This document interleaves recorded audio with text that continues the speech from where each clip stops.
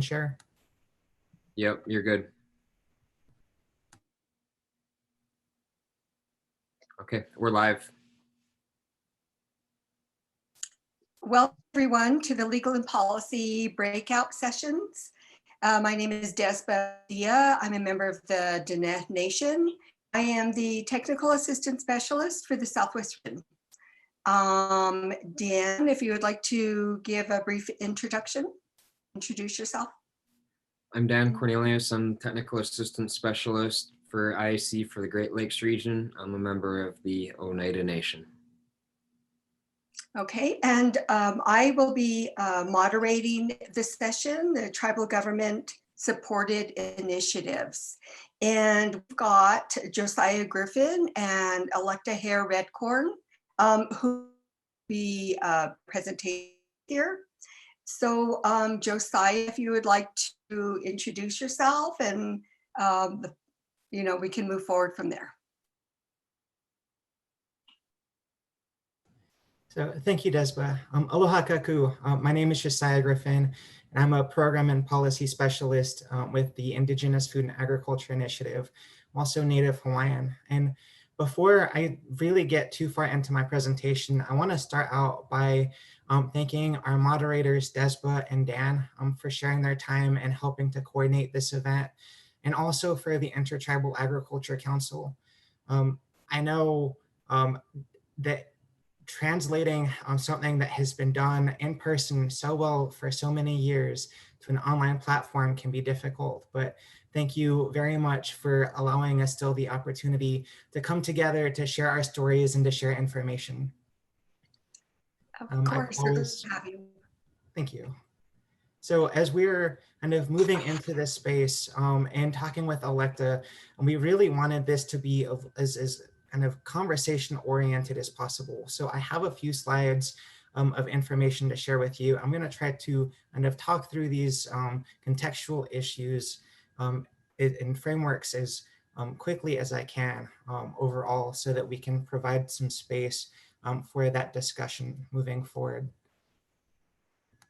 But as we come here together to talk about kind of tribal governance supported initiatives, I wanted to first start by kind of framing what the Indigenous Food and Agriculture Initiative is and how we started. So that's generally one of the first questions that I get asked when people hear that I work for the University of Arkansas. And so as Janie Sims Hip, who is a citizen of the Chickasaw Nation, was leaving the U.S. Department of Agriculture, advising Secretary Vilsack as the founding director of the Office of Tribal Relations.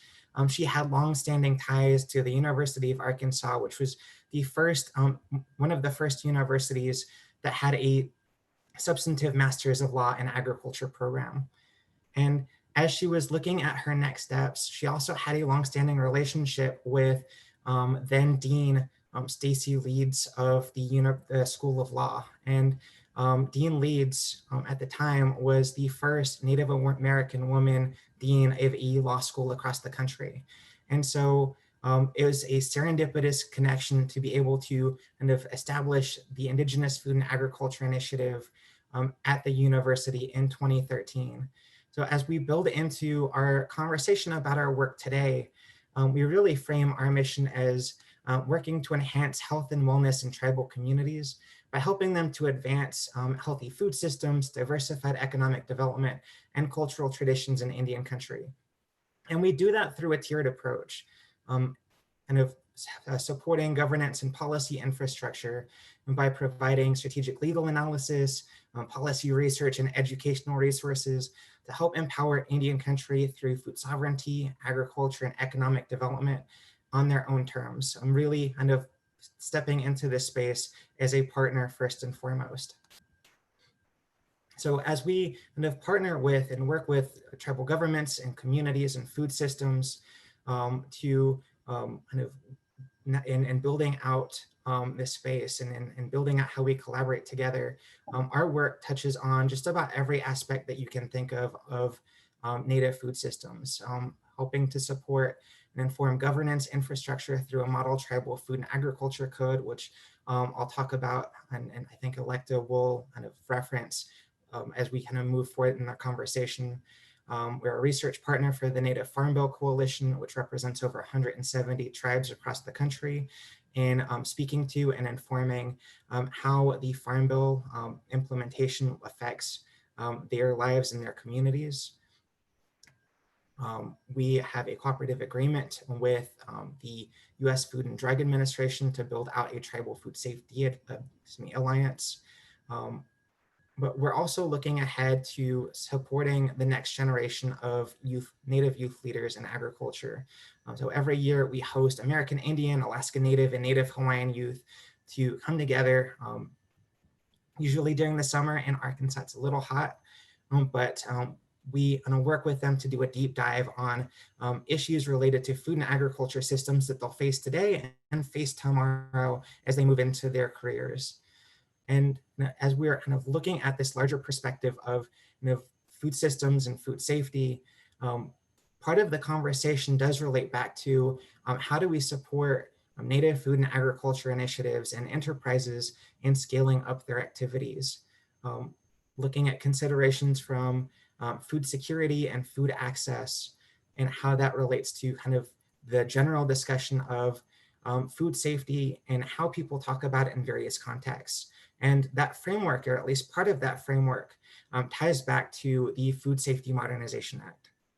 And so for anyone who's not necessarily familiar with the Food Safety Modernization Act, or FSMA for short, it was enacted by Congress in January 2011 as a federal law of general applicability, which means that it kind of generally impacts and is relevant to the enterprises and agricultural operations of communities across the country, whether or not you're operating in native or non-native spaces.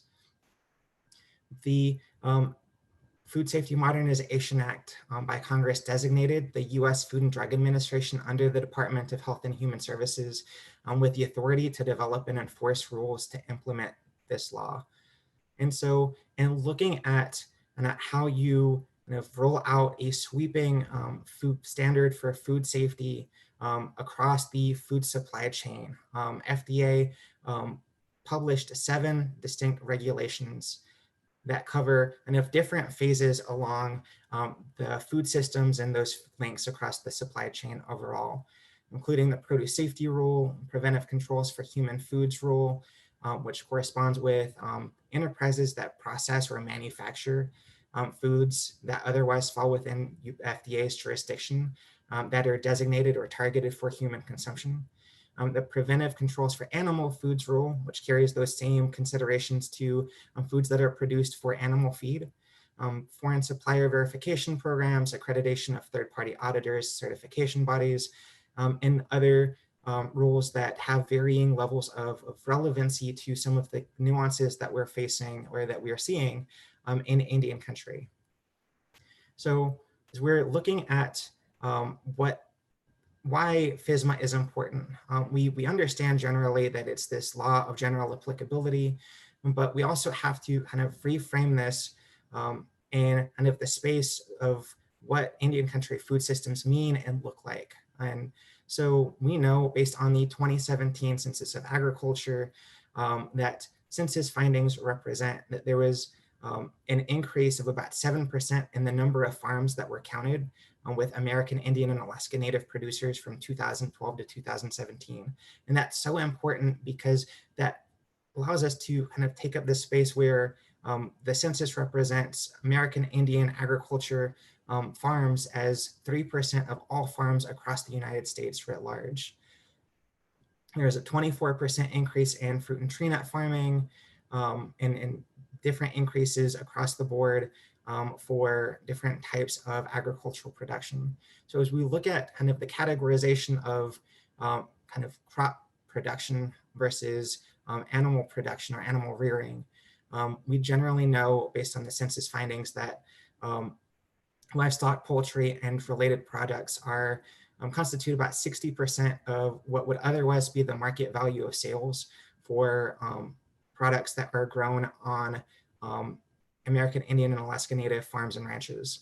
The remaining 40% kind of breaks down into different differentiating types of crops and crop-related products.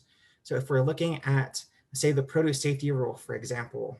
You might consider fruits, tree nuts, and berries, vegetables, melons, potatoes, and sweet potatoes, and nursery and greenhouse and floriculture and sod. So the market value of sales for those categories under kind of this larger conversation of crops are about 40% of the market value of sales overall. But we also know that the farms that are engaged in kind of those production schemes constitute about 1/3 of all crop farms in Indian country. So as we're thinking about these things and as we're looking at the types of food that are produced, we can start considering where those food items may fall under FSMA, whether that's under the produce safety rule, like I was talking about, where if you were looking at moving these foods into market and kind of working through processing considerations. So as we're talking about these, that the application here, while a native farm or native agriculture processing operation may not hit the financial thresholds necessary to be covered or have to be compliant with FSMA rules, we know that many commercial markets are actually requiring FSMA compliance. And so farming enterprises could be disbarred or could be banned from these economic opportunities by not meeting FSMA, Food Safety Modernization Act standards. So then why does that matter, right? So as we're looking at kind of moving through kind of the food supply chain and kind of moving product to market, the Economic Research Service publishes the food dollar, which can be considered kind of the percent associated with consumer expenditures that's related to each area of the food supply chain. And so if you've ever heard Zach Ducheneau talk about these kind of production schemes and how they relate to the food dollar, he does a much better job about talking through it than I do, so bear with me. But we know that if Indian country and if enterprises and operations that were supported by tribal governments were able to kind of build into this space of food processing, you could really find a 3x multiplier on the expenditures that they're able to reclaim for their food system economies related to being able to capture the expenditures from food processing, packaging, and transportation, building on what's already occurring with the $3 billion industry that we know from the Ag Census in farm production and agricultural businesses. So being able to navigate these spaces is important, recognizing the standards under which we need to operate or we might be recommended to operate is important. And as we kind of look at those considerations across the board, the Indigenous Food and Agriculture Initiative is available as a resource to support tribal governments and communities in working through these conversations. So in 2016, we were designated by the US Food and Drug Administration as the Native American Tribal Center for Food Safety Outreach, Education, Training, and Technical Assistance. That cooperative agreement ended in 2020, where we published our 2020 report for the Tribal Center that's available online at our website. Under this cooperative agreement, we built out education, training, and technical assistance, more specifically related to the produce safety rule, where we conducted 35 produce safety trainings for 496 individuals, spanning 96 Native affiliations that were represented. And we also conducted webinars and provided other technical assistance materials that are all congregated at nativefoodsafety.org. So while that cooperative agreement ended, we also were recognized under a new cooperative agreement with FDA starting in September 2020 that expands our work to be more inclusive of the preventive controls for human foods rule. And we know we can't do this work alone. The nuances and how we consider and how we work with native food systems can be very different from one side of the country to another, let alone within regions. And so we are extremely grateful and we appreciate the willingness of the organizations that are listed here to step in and serve and provide substantive input and feedback under our Tribal Food Safety Advisory Committee. And we're also extremely appreciative of our ability to kind of collaborate with and in the willingness of these organizations to work with us in kind of building out a robust tribal food safety alliance. So we certainly offer our appreciation and thanks to the Intertribal Agriculture Council and to the University of Arizona in working with the Tribal Extension Program. So as we're talking about building out that Tribal Food Safety Alliance, please stay tuned. We'll be releasing a needs assessment targeting, there's a typo there, so processors and manufacturers of food consumed by human people.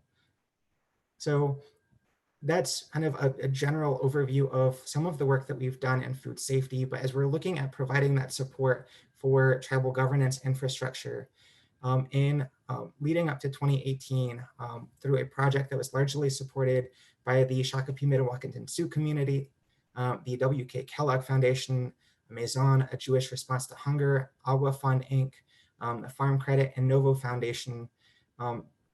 We worked collaboratively with our team of federal Indian law and agriculture policy attorneys, collaborated with other attorneys in developing a model tribal food and agriculture code, which covers kind of, if you've seen or heard of the FDA model tribal, or excuse me, the FDA model food code, it covers kind of soup to nuts, what governance structures and considerations might look like if tribal governments wanted to kind of step in various kind of aspects of kind of building out that oversight and regulatory authority, so that you don't have to start from scratch, right? There's at least kind of an initial frame of reference that can be built upon. And so that is available at www.tribalfoodcode.com. It is membership locked because we are fully cognizant of the fact that many tribes across the country don't make their codes or elements of their code public. And so we want to be able to recognize that privacy and that consideration in being a good partner for Indian country. So as we're specifically looking at food safety and agricultural implications here, most of those would be covered under Chapter 8 of the Model Tribal Food Code. I believe Electa may be talking about that in a little bit with her discussion.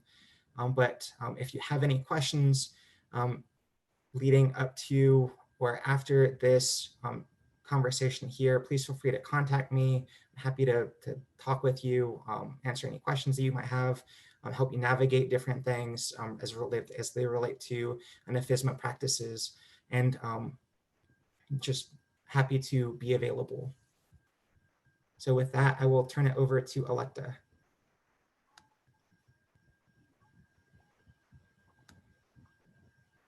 Thank you, Josiah.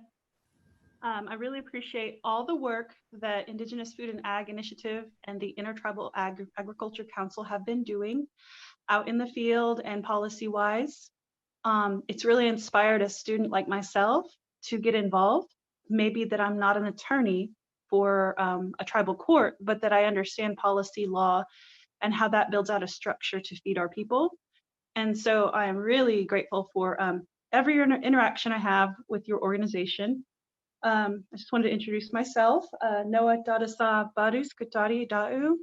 My name's Electa here, Redcorn, and I'm a member of the Pawnee Nation of Oklahoma, as Josiah mentioned.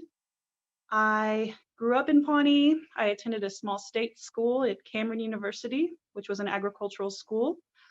Back then, that was 2000 to 2005. I didn't know a whole lot about agriculture, other than the fact that I had grown up about a mile from a bison herd and ranch in Pawnee, Oklahoma. As I got older and started to have children, I realized how important culture was to our community development efforts. So in 2012, I took a position as an intern for the Pawnee Seed Preservation Project, which is a reconnection to Pawnee homelands in Nebraska, and today we're in Oklahoma. So what food safety has to do with that is we are reintroducing a food system that we practiced for hundreds of years, thousands of years. And we're doing it in a way now that we could call it structurally significant and hopefully will help us establish a regulatory presence in our region.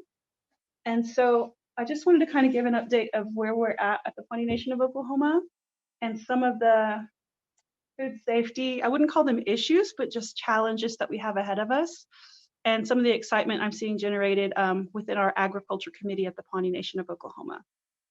I also wanted to extend my sincere condolences and thoughts to everyone who is going through the coronavirus pandemic with us. We all are experiencing it in some way, but I know that many of us have experienced loss, and many of us are challenged by the barriers that the coronavirus has presented. So my heart's with you.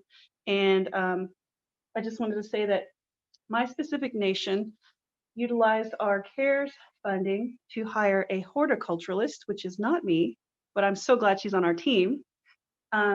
She's actually a young woman I went to elementary school with, and she studied horticulture at Oklahoma State University. And yes, we have a horticulturalist on our team. And yes, she's going to be working in greenhouses and working with hydroponic strawberries and tomatoes and other green cover crops that we'll be working with.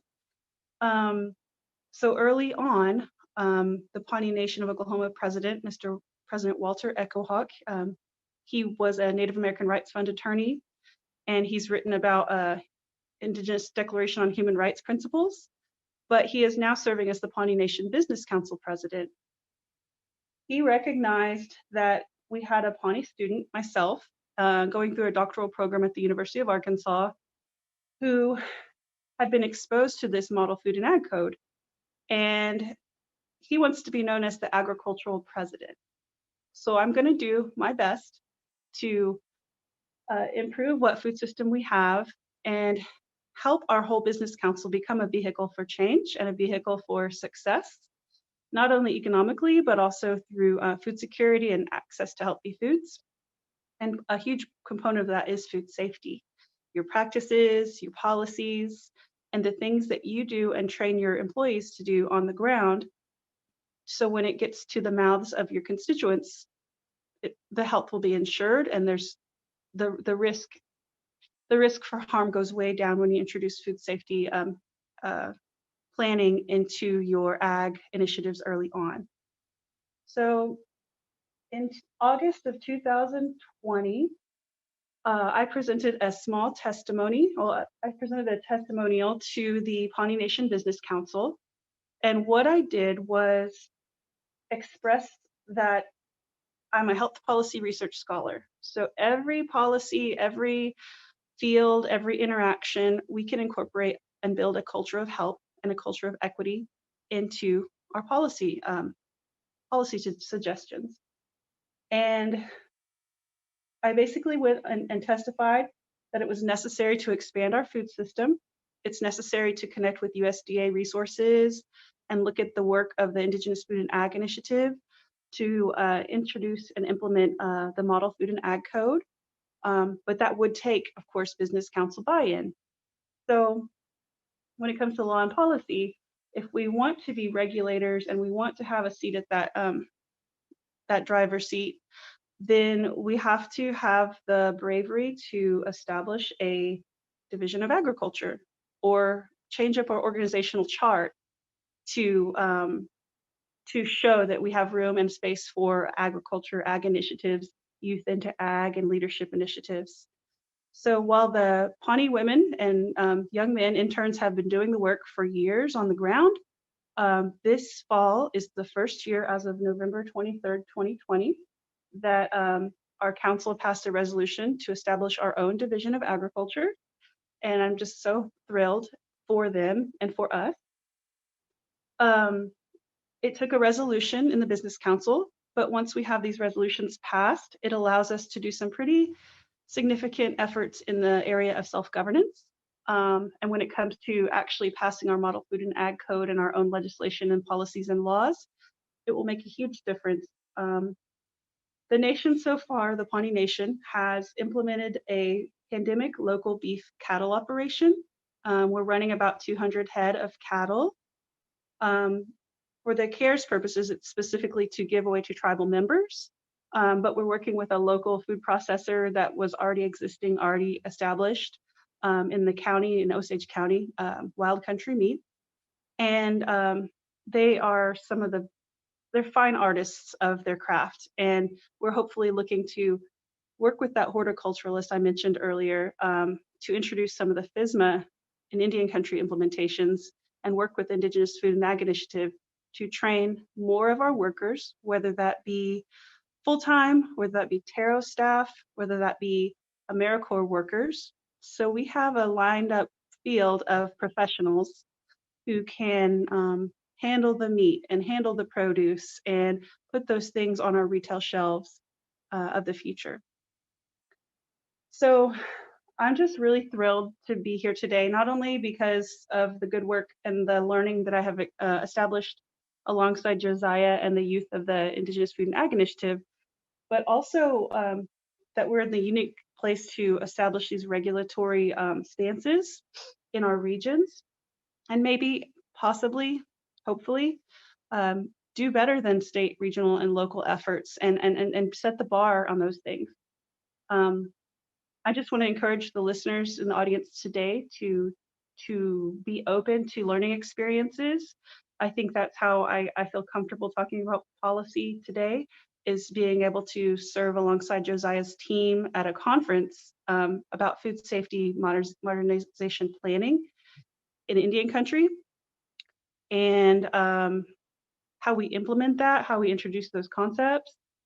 And so I'll just discuss that. Yes, we talk about things like hand washing stations in the field, and we talk about where restrooms are located and if animals can come and go. But it opened my mind up even more that if we have a handle on those food safety regulations and we're practicing those, and we're getting ready for the fact that we could be having the revenue that would require us to follow this policy and guidelines if we want to sell in the USDA market, everything just seems to be linking up and heading that direction. And so one of the things that we're looking forward to is applying for some 638 funds to be a self-governance for our agricultural division, but also enhancing our existing food kitchens, enhancing access to kitchens for our, I think we call them what, cottage chefs or cottage cooks, cottage chefs, cottage entrepreneurs. So that would be access to really state-of-the-art healthy kitchens, and it's on my shoulders and my ag committee shoulders to submit the big grants and funding opportunities that will enable us to build an industrial kitchen to put really good food out on the table. We're in the process of acquiring a commercial industrial dehydrator, which will allow us to create some jerky products to help through the CARES pandemic. And I'm really delighted about not only having one for meat, but hopefully eventually also having one for our dried squash, which would be a traditional food that we would store through the winter. I don't know, there's just so many things to delight in through these challenges and learn from. And it just really makes me feel humbled and honored that the young people are noticing and they're wanting to get involved, or they're already involved, and they're helping us approach these business councils and educate them together. And that will become the vehicle for change and I think success in the food and ag industry for Native nations. So I'll give it back to Josiah if he has anything he wants to say, and I'll be thinking for a minute. So I think that was, first, thank you, Electa, for sharing your story. But as you were talking, I think that's such a great reminder that, I mean, tribal communities and nations have a longstanding history of navigating these spaces, right? We've been kind of working through food safety considerations since time immemorial. But as we are kind of looking at this new space, as we're looking at kind of this post-colonial environment, I mean, there are different challenges that have been brought up in how we consider these things, and how risk factors were introduced that we've never seen before, how new technologies might be able to support kind of our operations and our structures to be able to provide product to our people in a good way. And so as we are kind of thinking through kind of setting up kind of these policies as standards, I mean, it's one part, it's certainly a recognition of where we've come from, and one part a recognition of what the world around us currently looks like and where we're going.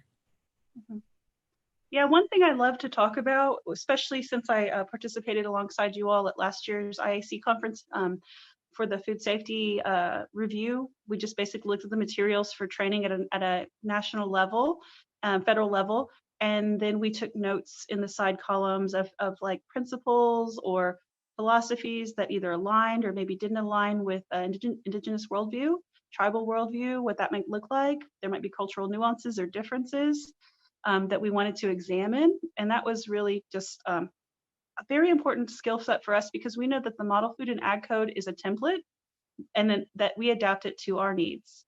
But it was really neat to see, you know, to be able to say to our BIA representatives in our region, it is in our purview to do this, to feed ourselves, you know, and to establish that and assert that. And we're going to repeat that a few more times. And with the CARES funding, you know, there's different ways that you have to justify an action or an inaction or spending or not spending. So it's not all, you know, roses and it's not all beautiful, fruity florals. You know, there's last night, for example, I got turned down to purchase a harvest truck in front of the business council at Pawnee. But I'm not really hurt by it, because I know that the most important vehicle is the people, and the people that will influence that policy change over time. So in the short term, I won't have a harvest truck for this season, but in the long term, I did ask the business council, there was 8 on the line, if they would work with us to establish these food safety codes and regulations. In my mind, I was thinking, so when we do get that harvest truck, we know that there's one that will transport food, there might be one that transports live animals, and that there's differentiations for how we utilize what we have to create the most. It was a good thing to hear a no last night, because I know it will lead to more strong convictions and yeses in the future. So just be prepared for that. I wanted to read our mission statement that we're working on. It's not complete, but it's one that our tribal planner, Mr. Brian Kirk, had crafted, and it's my role to help continue to complete that. So our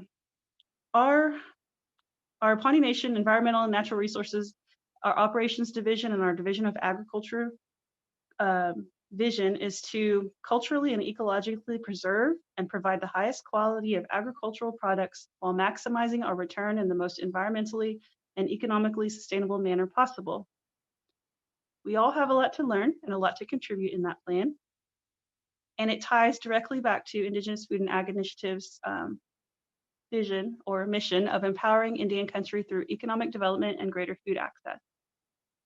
So I'm looking forward to the question and answer period, but that's what I wanted to put on the table now, as well as encourage other tribes to work with the National Food Distribution Program.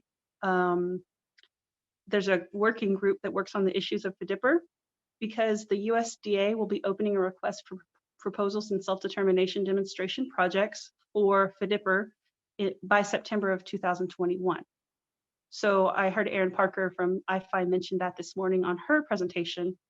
And I just think it's the time to act is now, to get your horticulturalists like Sunny that we have to be researching the FSMA and also food, farm and safety planning, so that when the time comes and we have that produce, we'll be ready and we will have a framework to follow, and we won't have to just try to pick up and run a football. And when everybody's been fumbling all around us, we'll be ready for that. We'll have a game plan. So. Oh, thank you for that, Electa. That's awesome. You know, Pawnee Nation is definitely a model for all, all other tribes and nations throughout Indian country. So I really appreciate, the efforts that you guys are doing right now. And thank you to all the partnerships that we have formed, the University of Arkansas, Indigenous Food and Ag Initiatives. I mean, without, everyone working together, we wouldn't be able to do this alone. So thank you so much for those presentations. They're just awesome.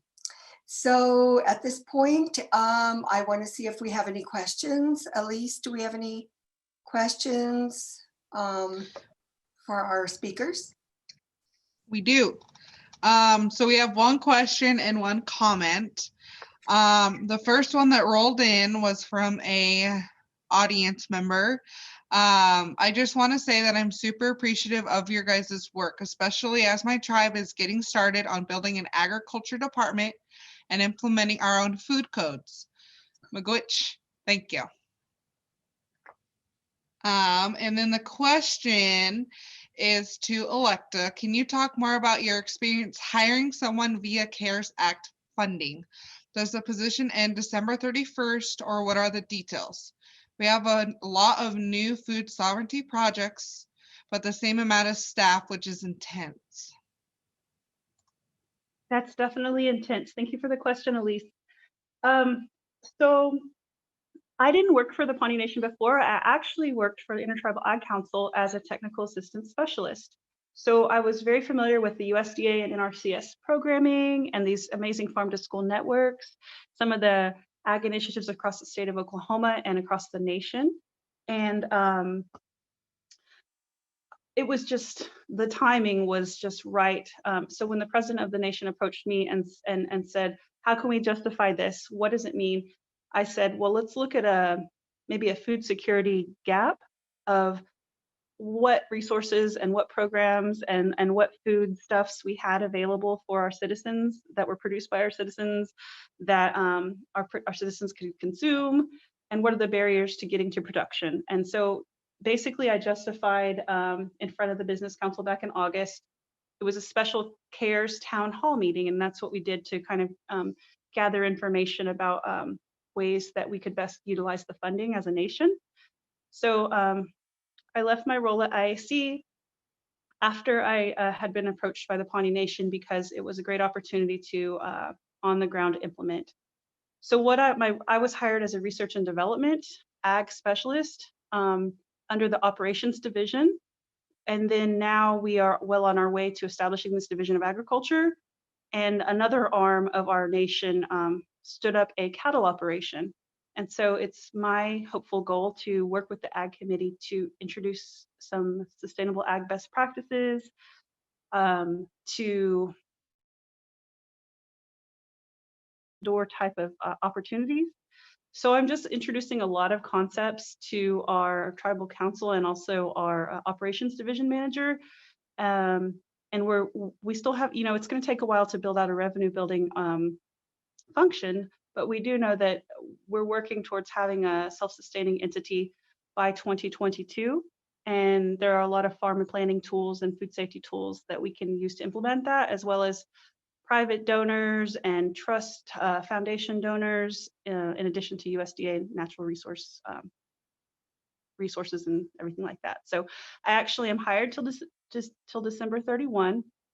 But I'm encouraged by opportunities like this Gather grant that's coming up to help us to continue planning out how to be a more functional and effective food system in our region.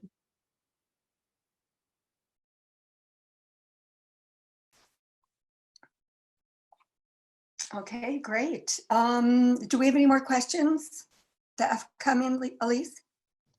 No more questions as of now. No more questions. Okay. Dan, would you like to add anything?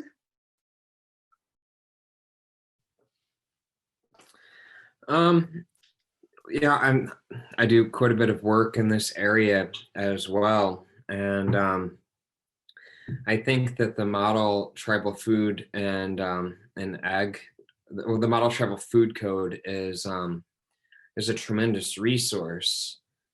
However, implementing it is another level of it just requires really another level of engagement, and I don't think it was ever intended to be just a wholesale, okay, we're going to take this and put whatever tribe's name on. It really needs to intersect with the existing tribal governmental structures. It needs to, personally, I think it needs to engage the community if it's going to be something that's going to work. And the great thing with there being so many different chapters there is that, I mean, something like I'm going to be talking tomorrow about business organization. Well, if you don't have the ability to incorporate an agricultural cooperative, at your tribe, then, how sovereign are we? We have to go to a state to, to do it. So I think that we're at a really exciting time right now of there's more and more tribes that are looking at this. And one of the issues that we've been facing is a lot of producers, they hear a food code and they think, we're just going to get government involved, and one more thing to try to slow us and to stop us down and to tell us we can't do this or we can't do that. And so I think, really part of the communication and part of these efforts needs to be more of standing people up, giving them the support, the tools that they need to, to be able to help to do more to feed the community. And so that's just some of my, just kind of background thoughts on a lot of these efforts. And, the title of this session, I mean, is, the tribal governments. How can tribal governments help help to make food more accessible, help for people who want to grow or harvest or raise their food to be able to do so. And, again, I think we're at an exciting time right now that there's more and more attention that's being put into it. But I think it really takes a sustained interaction with our tribal leaders. And that's one big thing is tribal leadership changes over. And, the 2018 Farm Bill really did a fantastic job of engaging tribal leaders, and we're going to hear on more on that tomorrow. But a lot of those tribal leaders are not in office anymore, and so now we got to go circle back, and it's a good opportunity to look at, okay, here's some of the work that's been done, here's some of the opportunity moving forward, and we need to really have that sustained level of engagement. And I think that's what it's going to take over quite a long period of time. But again, it's exciting. It's a lot of really good work going on right now, and and just I think a lot of it too is sharing what works. What are some of those successes? I know Bay Mills has a cottage tribal food law that was adopted. Could that be a model for other tribes? So, Josiah, I'd like to turn it over to you on on some of those points of I don't know if you want to talk about specific tribes, but I know that you work with quite a few different tribes. What are some of your thoughts on kind of some of these next steps with implementation of more tribal food codes? So I think that you're right. I think one of the first things to consider is that, the model tribal food code is long, right? It's over 800 pages. Part of it's explanatory text, part of it's template language that can be adopted and enacted. But identifying opportunities that are specific to and if your tribe, looking at a phased approach for what priorities your government has, your tribal council have, in supporting agricultural operations and in food access and in food production and processing. And in identifying those priorities, you can start looking at targeted efforts to, as Electa was talking about, build out kind of governing and policy infrastructure. Build out the frameworks for what could a tribal department of agriculture look like? What could it do across terms? How can we set up kind of these frameworks in a way that we support and facilitate training for our producers on the produce safety rule, getting certified to conduct those trainings, And we have a modified curriculum under the produce safety rule to do trainings that is currently under FDA's review. And so we will certainly be keeping people posted as to how that rolls out. But kind of looking at kind of the resource infrastructure that's available and then kind of building that out in a sustainable way is always going to help promote kind of this longer term conversation for what governance means in the context of food system development and food system access. Yeah, those are really good points. And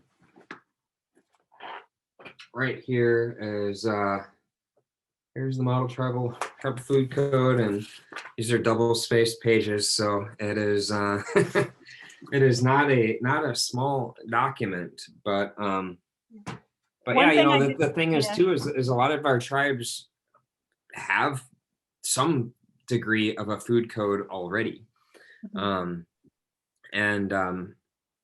Yeah, I just want to add, I think looking at agricultural resources management plans, I know that there's more and more tribes that have done them, but I think it's another huge opportunity, especially, you know, you've got the weight of federal law behind those plans. If you ever run into any issues of a BIA interpretation, the BIA needs to follow that agricultural resources management plan if it comes down to it, but it's that process of developing it. And that particular law of the 1993 Indian Ag Planning Act requires community meetings and community input for developing it. One other quick thing I wanted to mention is Intertribal Ag Council, we have an e-learning platform. It's on a platform called Mighty Networks, and just going to be adding up later today, if I have time to get to it by the end of the week for sure, of another training opportunity. Iowa State Extension has some resources on a GAP plan, on good agricultural practices, that both incorporate the required documentation for the produce safety rule with the Food Safety Modernization Act, but it also, with the template for the Farm Food Safety Plan, it's going to meet that harmonized GAP requirement that you have to, you know, that you're going to have for a lot of larger commercial vendors. So just a side note, you know, and a little nerdy policy, you know, side of things, but it's a really great resource. And so we're going to be getting that up online in the next couple of days. So kind of complementing some of these other FSMA and produce safety rule efforts, and that's a big one of the part of the challenge of getting more foods into federal procurement, is, you know, to get it into commodity food distribution program, is they make the produce producers have that farm food safety plan and have that GAP certification, and a lot of not just tribal, but a lot of just smaller growers don't have it. So how do we help provide more of that support? I know, Josiah, that's a big thing that you've been working on, of, you know, on that food safety side of things. So that resource will be available online in the Tribal Ag Council on Mighty Networks. Yeah, thank you, Dan. Electa, did you want to add something? Oh, I just wanted to remind the tribes in our different regions to reach out to your IAC providers through this Mighty Network as well. You can reach them through the indianag.org webpage, or also the Mighty Network in these different forums for discussion. And I'm just really grateful for the organization for being the conduit that it is for all of this information and networking and resources. And I'm excited to see the successes of not only my home nation, but all the Indigenous food and ag efforts across the country as we reshape this food system post-COVID. So thank you for inviting me to speak. And Josiah, it was a pleasure to present with you. Yeah, thank you both for joining us today. I mean, excellent information, and, you know, we have a big takeaway from the presentations today.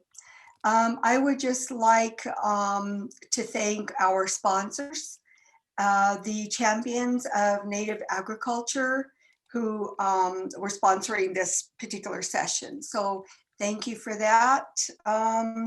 Is there anything else, Dan, or is that pretty much it? Wrap it up. I think we're good. Excited to see everybody again tomorrow. Got another great day of topics. I know I just have gone through the list. There's a lot of good breakout sessions. So thank you for tuning in, and again, hope to see you tomorrow. Yep. Bye, everyone. Bye, constituent.